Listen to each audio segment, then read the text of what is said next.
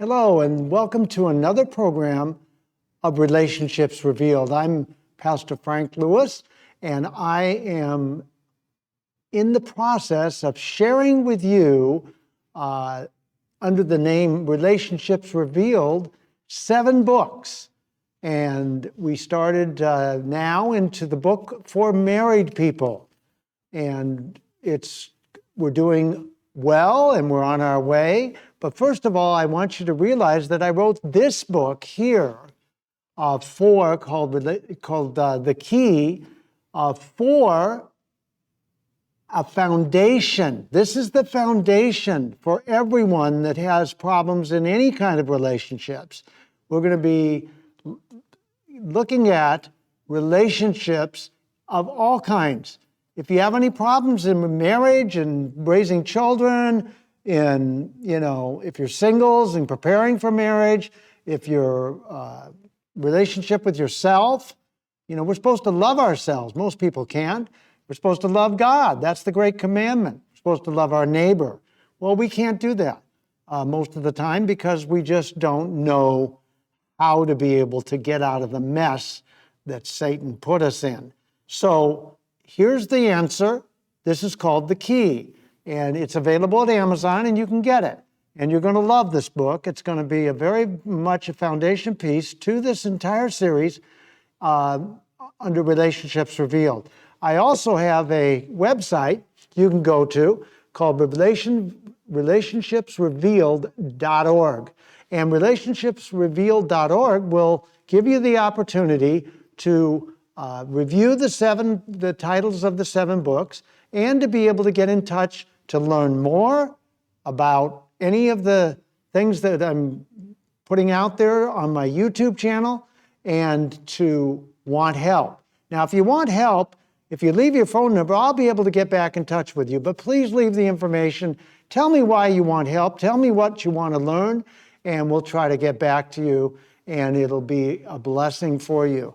Now, last week, I started into the overview and kind of the reason why marriages are difficult, they're hard, but they can be wonderful.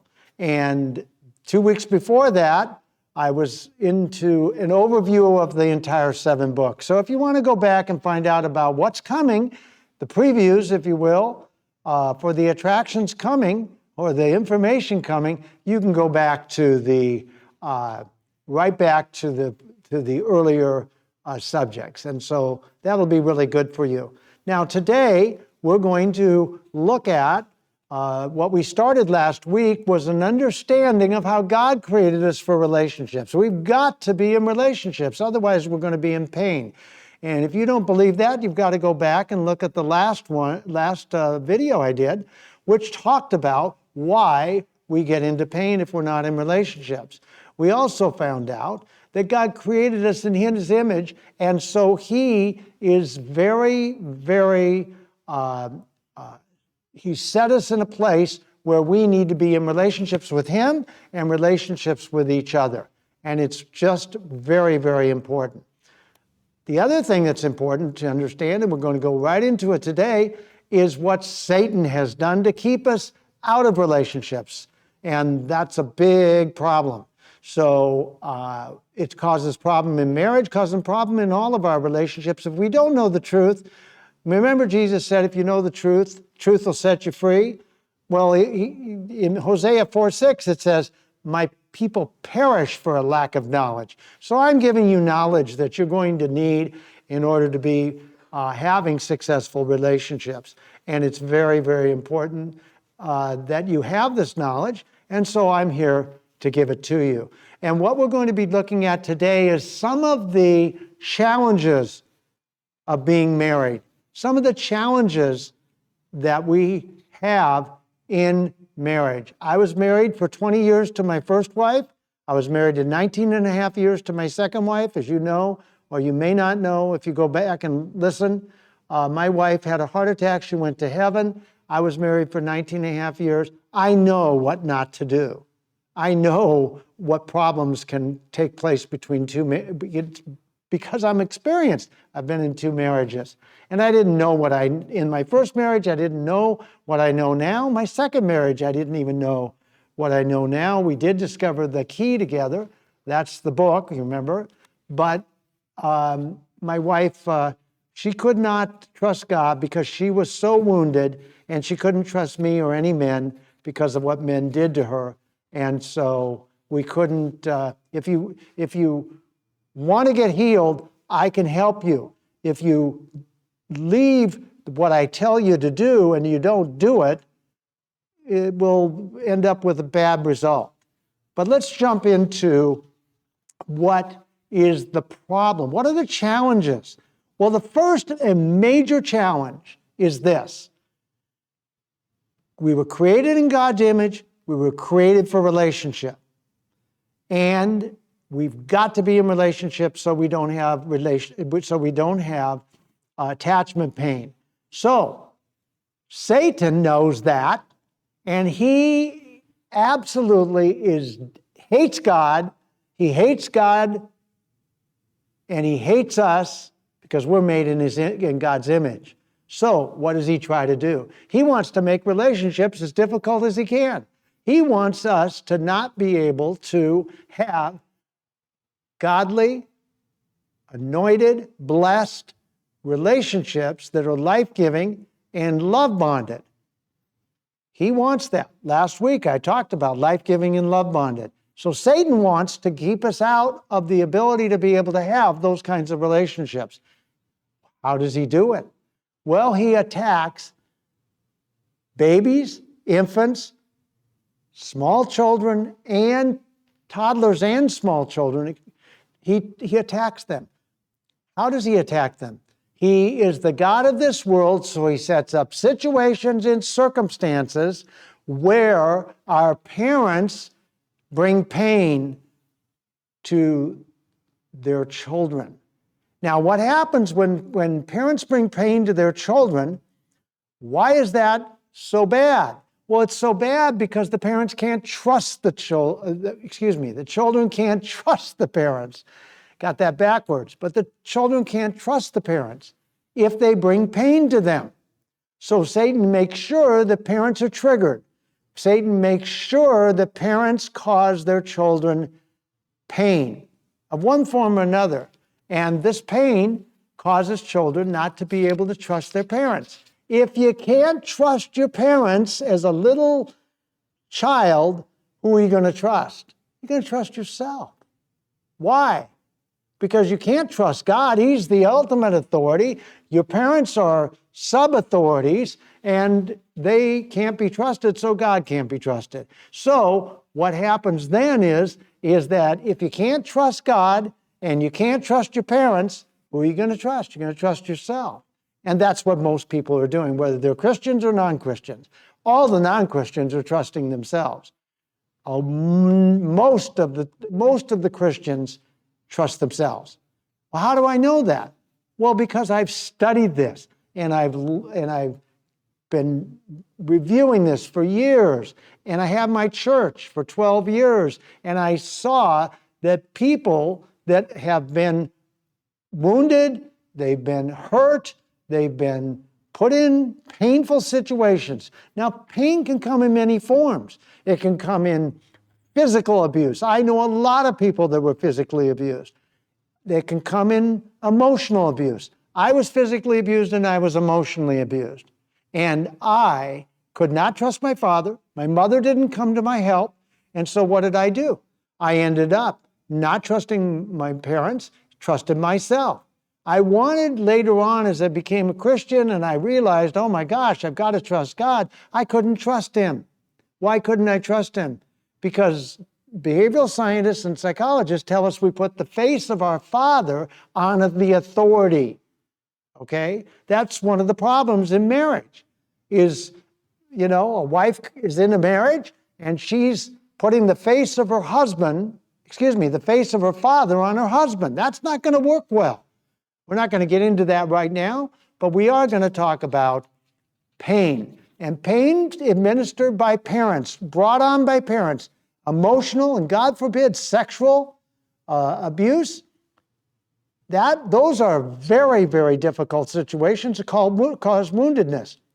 And then we have the pain that comes from neglect. I've dealt with a number of people that have been neglected. Problems with people that have been neglected is they don't even believe they exist. That's a hard thing because they've been neglected as a child. My parents were unemotionally available, weren't emotionally available. They had nobody to attach to, nobody to bond to. And that's a bad, bad place to be because what's going to happen is going to affect relationships all through a person's life. And so what happens is Satan does this, and the reason he does this is because he's really after us not trusting God and trusting ourselves. Because if we trust ourselves, what's going to happen is that we are going to be our own gods, if you will. What we're going to do is we're going to need control. We're going to need serious control. I was a control freak, for sure. We're going to need predictability. We're going to need to have things be predictable because we're afraid that if we're out of control or things are not predictable, that we're going to get hurt, more pain, and we don't want more pain. So we, make sure that we work our lives so that we have less pain. Doesn't work. It's an illusion. I'll explain that in a minute. But the reality to it is we want predictability and certainty. We want to know what's coming.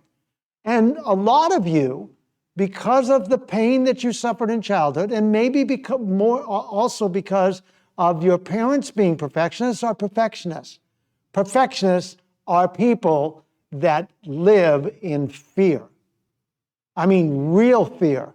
Why? Well, because if something's out of order, it's going to trigger me. If something's not right in the living room or people come over and it's not right, I'm going to be triggered. That may be your problem. If it is, know that you've been greatly wounded. Satan did it. Your parents participated in the plan of Satan, and I have solutions. As a matter of fact, there's solutions in the book. That's why you need the book, because that's why I wrote it. So the reality is that when children grow up to be adults that have wounds from childhood, that were abused and had pain, they're going to be fearing more pain. So they need that control, they need that predictability, and they need that certainty. And that puts them in a position where they believe that they're in control, but they're really not. Let me tell you why. Because who is the god of this world? Oh, you got it right. It's Satan. Satan's the god of this world. So when we're in fear, fear attracts Satan like faith attracts God. But the problem is, you see, is that we don't realize we're in fear. We think, I've met a lot of people that say perfectionism is a good thing. I say, you're that much afraid of losing control? It's not a good thing. But I don't say that to them. I ask them questions. But the reality to it is, if you're a perfectionist, that's a hard way to live because you can never live up to perfection. It's impossible. So what ends up happening is that now if we can't trust God and we trust ourselves, then who's really got an entrance in our lives? Who's got an entrance in our marriage? Who's got an entrance in raising kids? Who's going to mess up our relationships with each other and ourselves? Well, it's going to be Satan. That's what he wants. Because, see, you have a call. You and I have a call. We have a purpose. There's a plan for us. And there's a plan for you. When you become born again, you have God's plan, and he's going to get you to that plan if you'll just allow him to. Problem is, most people are afraid of God. I was totally petrified of God. I could not get close to God. I couldn't trust him. So the reality to it is that we end up with fear of God, and so we don't have this ability to be able to trust God to provide for us, to take care of us, and so we take care of ourselves. And what ends up happening is when we fear, then Satan's in control, and what what's really a problem is when Satan's in control, he can attack us, and he can attack all of our relationships, and that's not good. The other thing that happens from woundedness that Satan knows is that we're going to be triggered. See, Adam and Eve were triggered. God said, "Where are you?" Well, he knew where they were. Adam said, "I was naked and ashamed, and so I hid." Well, people are still hiding today behind a mask and a facade. I talked a lot about that last week. You can't be in a great marriage if you're going to be afraid, okay, of getting more pain, of getting hurt. So that's a problem. That's a problem. So we have the emotional triggers, and triggers are a problem. Something you say, your husband goes off. Something your wife says, you go off. It's a problem. And we don't want to be able to be in a situation where we are emotionally upset, shutting down, or wanting to get away, because that's the reactions we'll have when we have an emotional trigger. So here's the problem. The problem is when we have pain, when we've experienced pain, it's going to be trapped inside of our body. And when it's trapped inside of our body, it's going to be there. It's going to cause sickness and disease if we don't resolve it, but it's going to be unresolved emotional pain that Satan has brought to children, babies, infants, toddlers, and small children, is the root of the problem and the challenges of why marriage is so difficult. That's the root. That's the problem. And it's going to be very, very important to know how to resolve emotional pain. I wrote about it in the book, but we're going to talk further about it. So we've got one out of the way, the basic one. The one is unresolved emotional pain. Now, here's what happens. What happens is if I'm wounded and I have a hole in my soul, which I talked about last week, if I have a hole in my soul, I'm going to look for my spouse to provide me the love that I never got from mom and dad. Well, here's the problem. It's a real problem. Because if you look to your spouse to provide the love that you never got from mom and dad, if you're a man, then what's going to happen is that's going to put you in a position where you're going to make your wife your mother. That's what happens. Why? Because your wife is not designed and called by God to be your mother. She's designed and called by God to be your wife. And the problem with that is if you are needy of love, you're going to try to get love from her. You're going to try to extract it from her. It's going to be a problem. Why? Because you didn't get it from your mother or your father. And so the rule is, this is a rule, you cannot get love from an adult relationship of the opposite sex. It just is not going to happen. You can't get what you didn't get as a child as an adult from the person of the opposite sex. So you don't want to make your wife your mother. And wives, if you're needy, you're going to marry a man that's going to take advantage of you. I'm sorry to say. I deal with so many people that have either been married to narcissists, been children raised by narcissists. I deal with so many people, probably because I was raised by a narcissistic, rageaholic father, and so I understand it. But see, you cannot get love from a narcissist. They can't love you. So you're needy. This person says all the right things, and what happens? What happens is you end up in a situation where you get taken advantage of. And that isn't any good. That's not going to make a great marriage.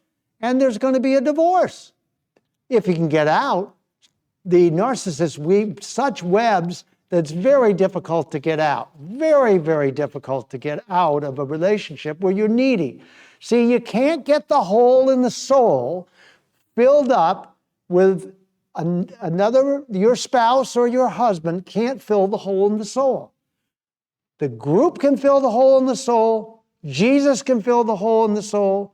Father God can fill the hole in the soul. Holy Spirit can, using people but you can't get it filled by your spouse. So give that up. It's not going to work. That's a problem. If you come into a marriage, or you're in a marriage where you're trying to extract love from your wife or your husband, from your spouse, you're going to have a very, very, very difficult marriage, and it's going to be very hard, because that's not how God designed marriage. So that's the second problem.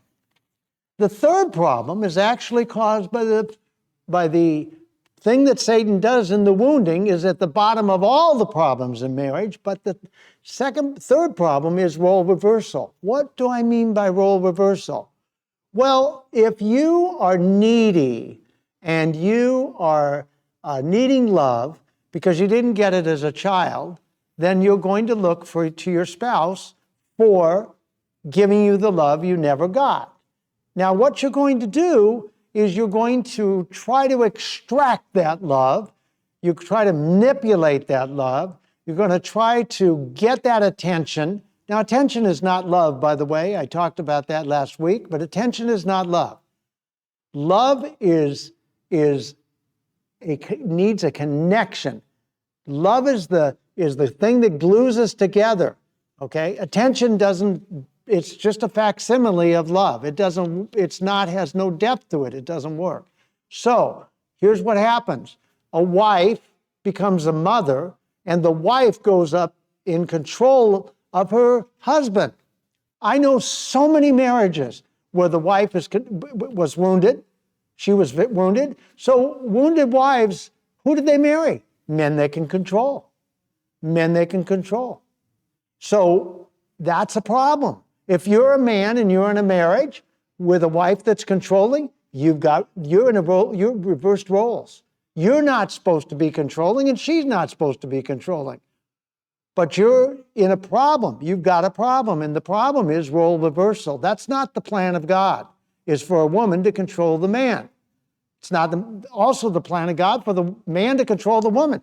Every man who's with a needy woman is going to take advantage of her. Just because they're so wounded, they want to extract love, and they're going to demand it, and they're going to be abusive, and they're going to get it one way or another from the woman, from their spouse that's a woman. And so the problem is you cannot be in role reversal where the man is controlling the woman because she's needy, or the woman is controlling the man. That's not the way God designed marriage. It's not at all the way that God designed marriage. And so we have to have solutions for this problem. And aren't you glad that we're going to talk about the solutions in weeks ahead? I'm just dealing with 5 of these problems today. And the next one is that we've really talked about this, quite honestly. If you need love, you're going to have the role reversal. If you need love, you're going to be really in a one down, one up, or one down situation. See, the need for love is a problem. By itself, it's a problem, because you're needing something you can't get from an adult of the opposite sex. So marriage is not going to provide love that you need. The kind of love you really need comes from reparenting, comes from being able to be loved by people that are not your wife or not your husband. Okay, so needy love also produces codependency. I'm not getting into that today, but needy love produces codependency.